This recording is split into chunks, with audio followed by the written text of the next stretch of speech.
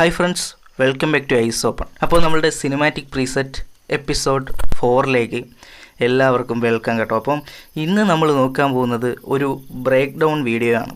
ഭീഷ്മ പർവം എന്ന് പറയുന്ന നമ്മളെ മമ്മൂക്കാൻ്റെ പുതിയ സിനിമയുടെ ഒരു പോസ്റ്റർ ഉണ്ടല്ലോ, ഒരുപാട് വൈറലായ ഒരു പോസ്റ്റർ ഉണ്ടായിരുന്നു. അപ്പം ഈ ഒരു പോസ്റ്റർ അതിൽ കൊടുത്തിരിക്കുന്ന ആ ഒരു ടോൺ അല്ലെങ്കിൽ ആ ഒരു ഗ്രേഡിങ് നമ്മൾ റീക്രിയേറ്റ് ചെയ്യാൻ പോവാം.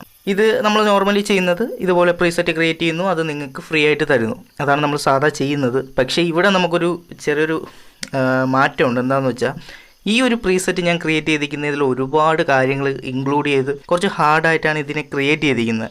അപ്പോൾ അതുകൊണ്ട് തന്നെ ഇത് നിങ്ങളുടെ ഇമേജിൽ അപ്ലൈ ചെയ്യുമ്പം ഈ പറഞ്ഞ സെറ്റിങ്സുകളൊന്നും കറക്റ്റ് അല്ലെങ്കിൽ ഈ പറഞ്ഞ പോലെ ഈ ഒരു റിസൾട്ട് ഇതുപോലെ കിട്ടണം എന്നില്ല.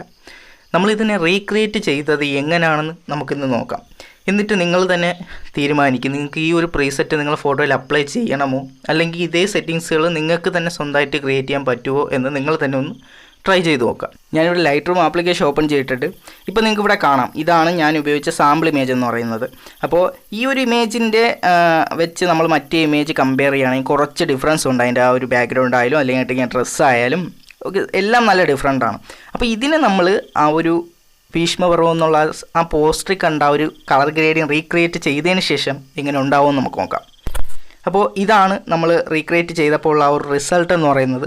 അപ്പോൾ ഇതിനകത്ത് നിങ്ങൾക്ക് കാണാൻ പറ്റും ഇതിൻ്റെ ആ ലൈറ്റിംഗ് ഒന്നും അത്ര ഗ്ലോയിങ് അല്ല. കാരണം എന്താണെന്ന് വെച്ചാൽ അത് അവർ റിയൽ ലൈറ്റിംഗ് കൊടുത്ത് ചെയ്തിരിക്കുന്നത്, ഇത് നമ്മൾ കളറാണ് ഫേസിലേക്ക് ആഡ് ചെയ്തിരിക്കുന്നത്. അപ്പോൾ എന്തായാലും നമുക്ക് ഇതിൻ്റെ ബ്രേക്ക് ഡൗൺ നോക്കാം. അപ്പോൾ ഇതിൽ ഓരോ സെറ്റിങ്സ് നമ്മൾ നോക്കാം. അതിൽ ആദ്യത്തെ സെറ്റിങ്സ് എന്ന് പറഞ്ഞാൽ ഇതിൻ്റെ ലൈറ്റിംഗ് ആണ്. അപ്പോൾ ഈ ജസ്റ്റ് എക്സ്പോഷർ അതുപോലെ തന്നെ ഹൈലൈറ്റ്സ് ഇതൊക്കെ നിങ്ങൾക്ക് കാണുമ്പോൾ അറിയാം.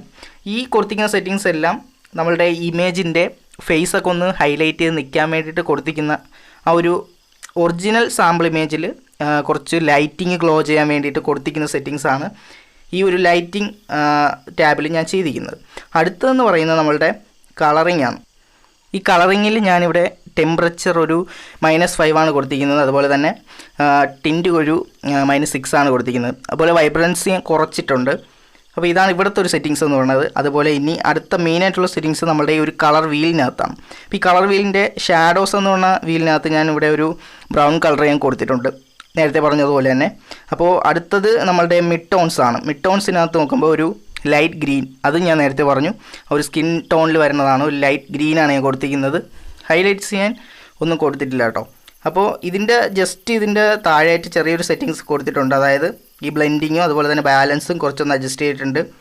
അതുപോലെ തന്നെ അതായത് ഇവിടെ ഷാഡോസിൽ കുറച്ച് ലൂമിനൻസും കുറച്ചിട്ടുണ്ട്, ബ്ലെൻഡിങ് ബാലൻസും കൂടി അഡ്ജസ്റ്റ് ചെയ്തിട്ടുണ്ട്. അപ്പോൾ ഇതാണ് ഇതിൻ്റെ ഒരു സെറ്റിങ്സ് എന്ന് പറയുന്നത്. അടുത്തത് നമ്മളുടെ ഒരു മിക്സ് ടാബാണ്. മിക്സ് ടാബിൽ ഞാൻ ഓരോ കളറും അതിൻ്റേതായ രീതിക്ക് സെറ്റ് ചെയ്തിട്ടുണ്ട്. ഇപ്പോൾ നിങ്ങൾക്ക് ഇവിടെ കാണാം, ഓരോന്നും അതിൻ്റേതായ രീതിക്കാണ് ഇവിടെ സെറ്റ് ചെയ്തിരിക്കുന്നത്, ആവശ്യത്തിനനുസരിച്ചാണ് കൊടുത്തിരിക്കുന്നത്.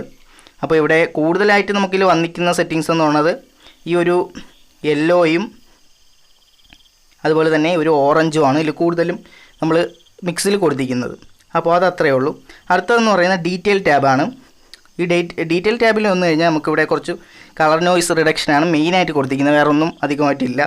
അപ്പോൾ ഇനി ഞാൻ പറഞ്ഞു ഈ ഒരു പ്രീസെറ്റ് നിങ്ങൾക്ക് നിങ്ങളുടെ പിക്ചറിൽ കറക്റ്റായിട്ട് വർക്ക് ആവില്ല. അതിൻ്റെ റീസൺ എന്താണെന്ന് വെച്ചാൽ ഇവിടെ ഞാൻ ഈ ഒരു സെലക്ഷൻ ടൂൾ എടുത്തു കഴിഞ്ഞാൽ ഇവിടെ ഞാനൊരു സെറ്റിങ്സ് കൊടുത്തിട്ടുണ്ട്. നിങ്ങൾക്ക് കാണുമ്പോൾ അറിയാം കുറച്ച് ഹാർഡായിട്ടുള്ള സംഭവമാണ്. ഇത് കണ്ടല്ലോ, ഇതുപോലെ ഡ്രോ ചെയ്ത് കറക്റ്റായിട്ടാണ് ഞാൻ ആ സ്കിൻ ടോണൊക്കെ പിടിച്ച് വെച്ചിരിക്കുന്നത്. അതായത് ഇപ്പോൾ ഇതാ താടിയും മുടിയുമായിട്ടുള്ളൊരു കണക്ഷൻ കുറച്ച് ഓറഞ്ചായിട്ട് നിന്നു, ഒരു ബ്രൗൺ ആയിട്ട് നിന്നു. അപ്പോൾ അതിനെ ഞാൻ ബ്ലാക്ക് ആക്കാൻ വേണ്ടി ചെയ്തിരിക്കുന്നതാണ് ഈ ഒരു സെറ്റിങ്സ്. അതുപോലെ തന്നെ സ്കിൻ ടോൺ കണ്ടോ, ഇപ്പോൾ ഈ സ്കിൻ ടോൺ ഒന്ന് കുറച്ചും കൂടി ഒന്ന് ആ കളറ് ഒരു ലൈറ്റ് ഗ്രീൻ വരാൻ വേണ്ടിയിട്ടാണ് ഈ ഒരു സ്കിൻ ടോണും ഞാൻ സെറ്റ് ചെയ്തിരിക്കുന്നത്.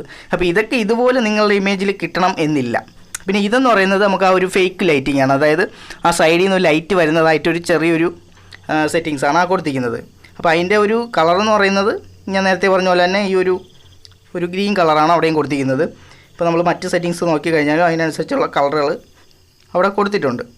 ഇപ്പോൾ ഇവിടെ ആയാലും കണ്ടോ ഒരു ചെറിയൊരു ഗ്രീൻ കളറാണ് ആ ഫേക്ക് ലൈറ്റിങ്ങിന് കൊടുത്തിരിക്കുന്നത്. അപ്പോൾ ഇതുപോലെയാണ് നമ്മൾ ഓരോ കളറിനും അതിൻ്റേതായ ഒരു ഇൻഡിവിജ്വലായിട്ടാണ് നമ്മൾ സെറ്റ് ചെയ്തിരിക്കുന്നത്.